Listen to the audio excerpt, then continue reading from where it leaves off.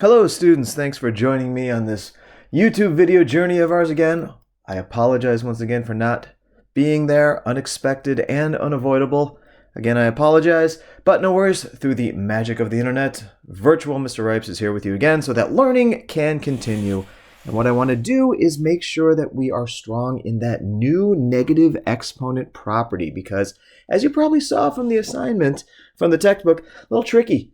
So today we're going to work on little tips and tricks and a few examples that will help you to get a little bit stronger with the negative exponent property. But as promised, I want to, of course, review last night's assignment.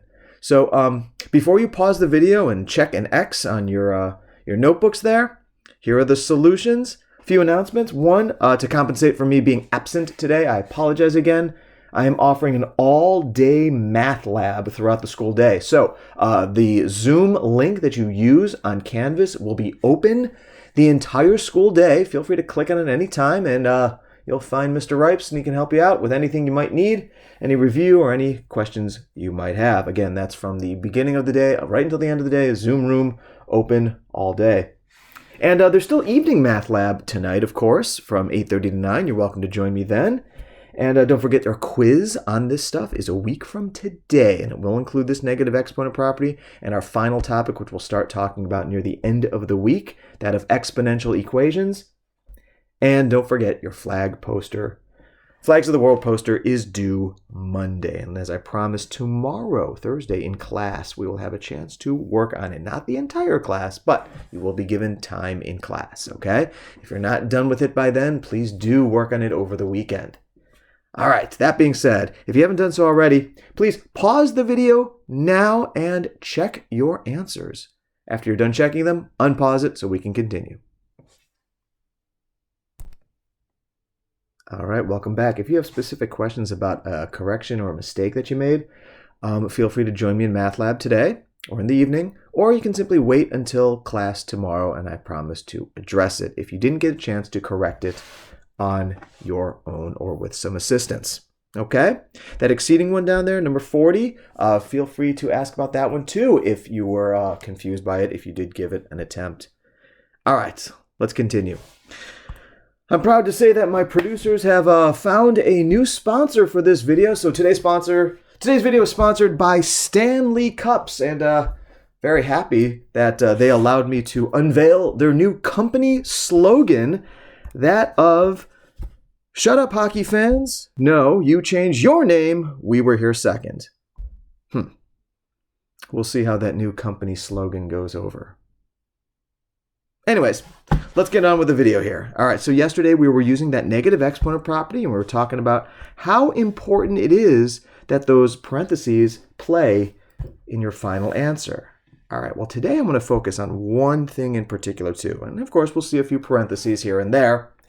But I want to focus on when you can and when you should use this negative exponent property. Because as you probably saw from the homework, it's easy to make mistakes with a negative exponent property. Does this stay in the numerator? Does this go down to the denominator? What happens if I have a fraction within a fraction? Yeah, all that stuff I want to address now and tomorrow as needed, okay? So here we have our next one here, and feel free to just continue in the notes from yesterday. We've got p to the 9th over p to the 14th. All right, so here's got a good little simple one here. We're going to subtract those exponents because we're dividing them. Now keep in mind, it's always top minus down. It's always numerator minus denominator exponent. So we're looking right here at 9 minus 14, which we of course know is negative 5. So we're looking at p to the negative 5th power, but keep something in mind. Can't leave your final answer with a negative exponent. So now we have no other choice to use that negative exponent property, which turns that exponent into a positive 5. It just happens to be in the denominator, but who cares where it is as long as it's positive in your final answer. That's what we care about. So we had to use that last. Now this next example, 5 to the negative 4th times 5 to the 8th, this is the perfect example of how you could use the negative exponent property right now from the start, but by using it last. In other words, by using it only when you absolutely have to use it, when you have no other property to use, it's going to make life a little bit easier on you. Here, let me show you two ways that you can go about this problem here, okay? So the first way, let's just take -4 and 8, and let's just add them together like we've known to do for a while. Okay, so -4 plus 8, that becomes 5 to the 4th power. And of course, that's 625. 5 times 5 times 5. Nice. Nice and simple. But as I was just trying to emphasize, we've got all these amazing properties here. All right, we've learned all 7. But the negative exponent property, use last, only when no other property can be used. Do I highly, highly, highly recommend you use it? And I want to show you a few examples of that. How if you use it last, you're making life a lot easier on yourself. But if you use it before last, well, don't get me wrong, you'll still get the same answer and it'll still be correct. You just might take a little bit longer to get there. In other words, the journey might be a little bit longer to reach the destination. Check this out. What if we just started right from the start and took 5 to the -4th and wrote 1 over 5 to the +4th? And the 5 to the 8th is going to stay the way it is because that's a +8. And of course, we're looking at this through multiplication. And so I'm going to make both of them into a fraction. And 1 times 5 to the 8th in the numerator is 5 to the 8th, and 5 to the 4th times 1 is 5 to the 4th. Well, now we have a quotient of 5 to the 8th over 5 to the 4th. And of course, we're going to subtract 8 minus 4 and still get 5 to the 4th in the end, because 8 minus 4 is still 5 to the 4th. And we get 625 still. So don't get me wrong, both ways got us the 625 answer. But as you can see, by using the negative exponent property last, or using any property before it, we got the 625 a lot quicker. And here's another example of how, a great example of how that's really going to help you with this one here, r to the -5th over r to the -2nd. Check this out. I'm going to solve this 2 different ways.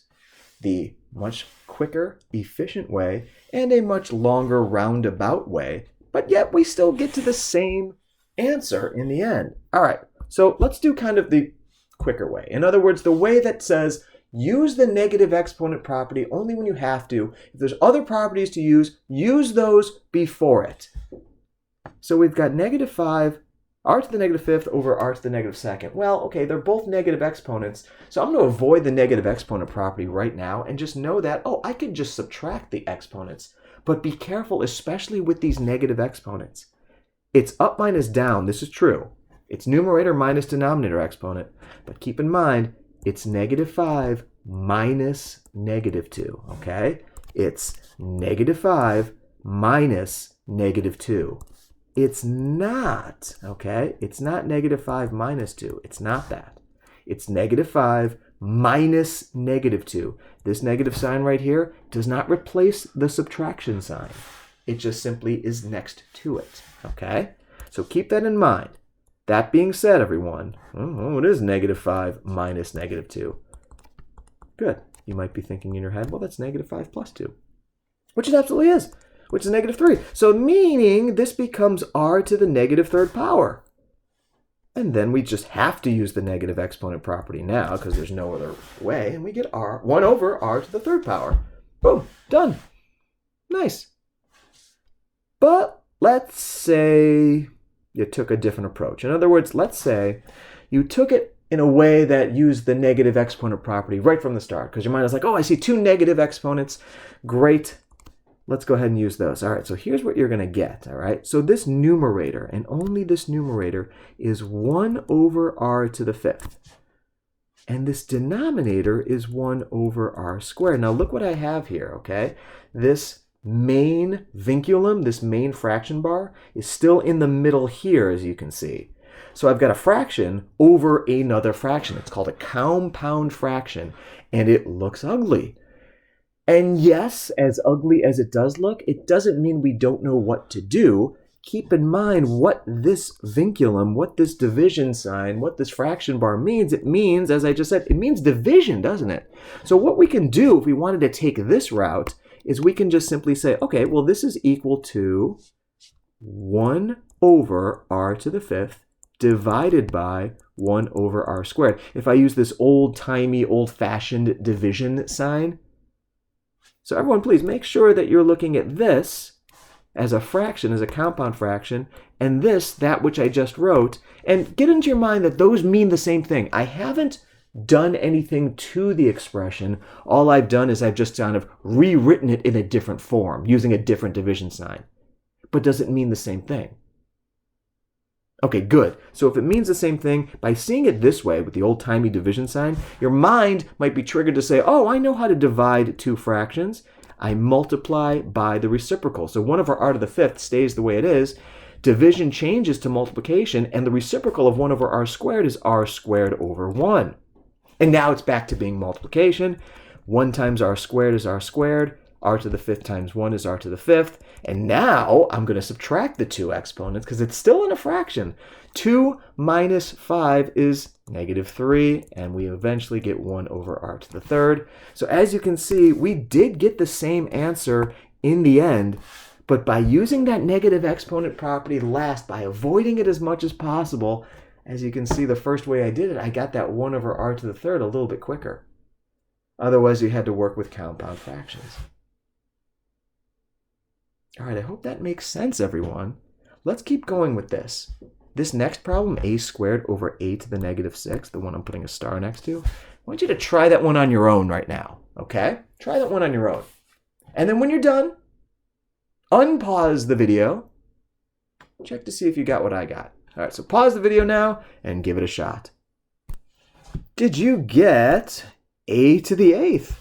And hopefully you got that simply by taking the exponents 2 and -6 and subtracting them. Again, it's not 2 minus 6. It's 2 minus -6. Careful with this this negative sign right there. Careful with that. That's not a subtraction sign, okay? It's not replacing the subtraction sign. It's 2 minus -6. And if you just did that, you would have gotten 8, right? 2 minus -6, 2 plus 6. If you took it the longer way and you did use the negative exponent property right from the start, keep in mind the a to the -6 would have become 1 over a to the 6, and that's already in a denominator. So once again, you have a compound fraction. That's a fraction within a fraction. And this can go on forever. Fractions within fractions within fractions. It can go on until infinity, of course. And then if you took it by doing the, as you know, keep, change, flip, aka multiply by the reciprocal, you would have still gotten a to the 8th in the end. All right, nice. I want you to try this next one here that I'm putting the star next to with the K's and the H's. Try that one on your own. Let's see if you can do that one and get the correct answer in the end. Unpause the video when you're done. Check your answer, see if you get what I get. All right, pause the video now and give it a shot.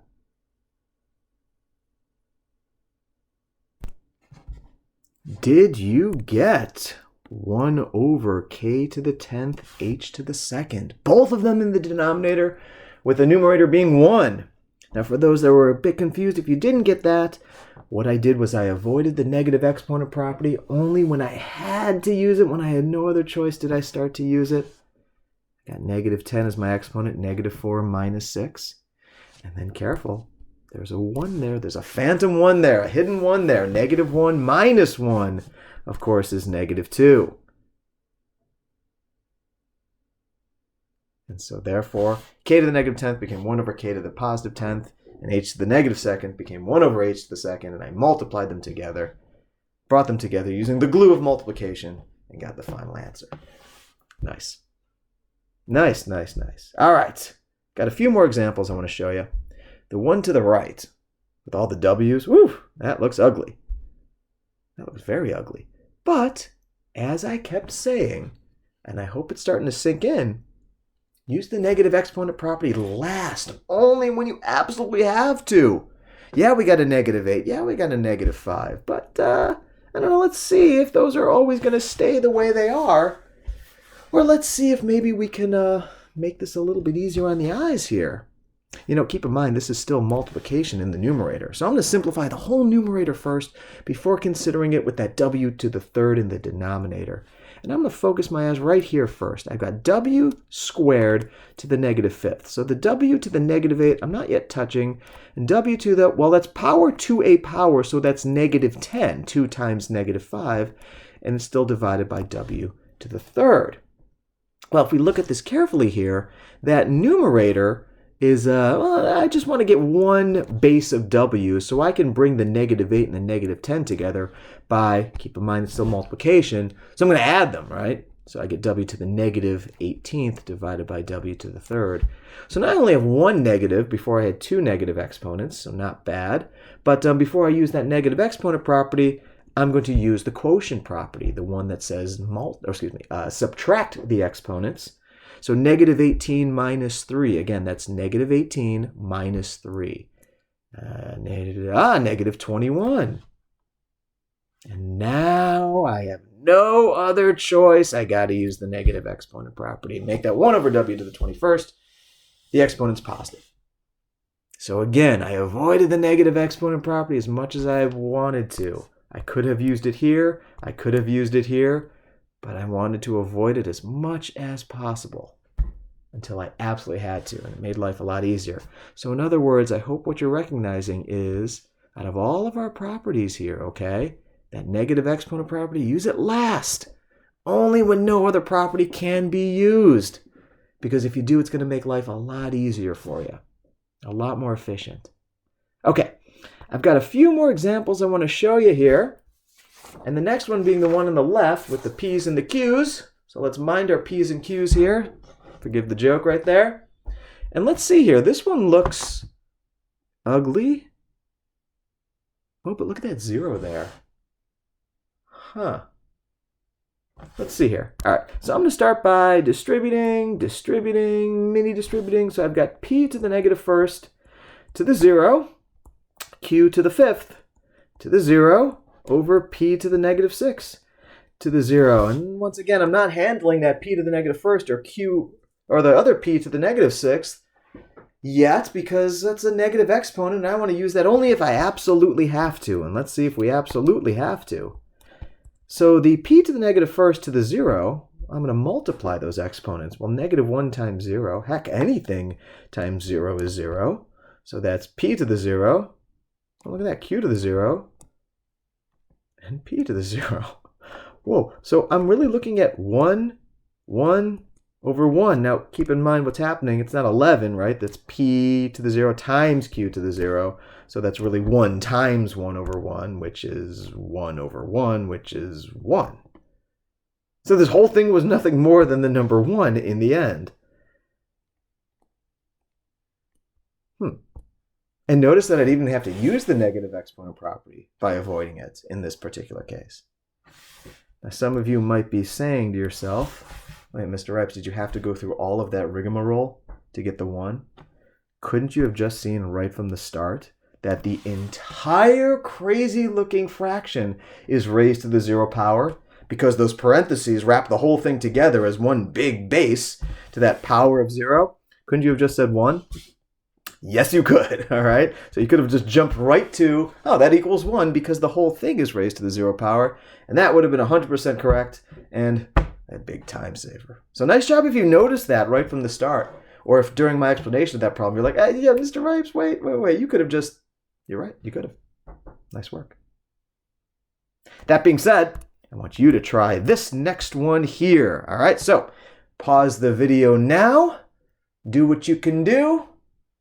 Unpause it when you get your answer, and let's see if it's the same that I get. All right, pause the video now. Did you get, welcome back, 1 over 64x to the 6th? Hopefully you did. If not, take a look at the work that I did. Now, I showed every single step. Maybe some of those steps you can do in your head mentally. If so, that's great. I distributed that negative 2 to all the pieces, and then I used the negative exponent property on the 8 to the negative 2nd and the x to the negative 6. I got 1 over 64, 1 over x to the 6th. And you might have noticed that y to the 0 to the negative 2nd is just 1, because that's y to the 0. Now, could you have also just said right from the start, y to the 0, oh, that's just the number 1, and let's just get rid of it? Yeah. You could have, because as you can see, it really had no bearing in our final answer because you're just multiplying it by a 1. And we know multiplying by a 1 is nothing more than changing nothing. So there you go. Nice job if you got that one. Nice job. All right, I got one more I want to show you, and then one more to try on your own, and that'll be the end of this video. I appreciate you working so diligently today, and I'm sorry I can't be there again to see all the great things that you guys are wearing dressed up as teachers, or as the teachers dressed up as students. Again, out of all the days to miss, I regret missing this one. All right, the two other problems I want to try, here they are, okay? I want to do with you the one on the left, the one with the -8s and the y's and the x's, and then the one on the right, I want you to try on your own. So let's get to it, everyone. Let's finish this up. We're doing strong here. This is all multiplication here on the left. Those parentheses, you know, I like to get rid of the parentheses and kind of think of it all as just a dot representing the multiplication. Because remember, the parentheses do mean multiplication, but so does the dot. And when you do that, when you get rid of those, it kind of frees it up. And I'm going to bring together the like pieces here. Remember, these are pizzas. Take them piece by piece, individual piece by piece. I see that that's an 8 and a 2, and those are not exponents. That's just a normal -8 and a normal 2. I'm going to bring those together and make it -16. I see a y to the -12th and a y to the 16th there. All right, now I'm going to be careful, because yes, that's a -12 exponent, but I'm going to avoid using it as much as possible. I'm going to take the -12 and the 16, and because I'm multiplying, I am going to, good call, add them together, and watch. -12 plus 16 is +4. So now I don't even have to worry about that negative exponent for that particular base of y. But you notice the x to the -2nd, this one that's kind of all alone, doesn't have a match to simplify, so I'm just going to bring it down.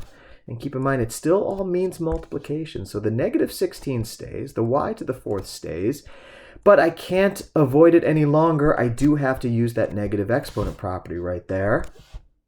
And of course, I'm going to think of this as -16 over 1 and y to the 4th over 1. Now keep in mind, this -16 is not an exponent. It's just -16. -16 over 1. I'm going to multiply this all together, and multiply all the numerators together. -16 times y to the 4th times 1 is -16 y to the 4th, and 1 times x squared is x squared, and I am done. You would not subtract the 4 and the 2 exponents because the bases are different. There you go. There you go. Nice. Okay, the last one is for you to try. Here's a little hint. Again, these are pizzas. Cut it up and use that negative exponent property last as much as possible. Just be careful with your subtraction, especially with negative exponents. Try it, everyone. Unpause it when you're done. All right, welcome back. Did you get 5 over 3x cubed? Sorry, didn't mean to write that cubed. 3x to the 6th is what I meant to write. 5 over 3x to the 6th. Now notice it was -4 minus 2 with these exponents on the x bases. And careful with the y's, it was -3 minus -3.